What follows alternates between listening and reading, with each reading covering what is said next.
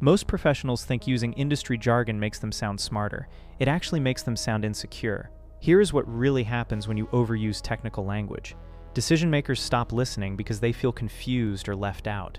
Colleagues assume you are trying too hard to impress them, and clients lose trust because they think you are hiding something behind fancy words. The most successful professionals do the opposite. They explain complex ideas in simple terms.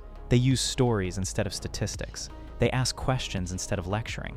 Because true expertise is not about showing how much you know. It is about making other people feel smart when they talk to you.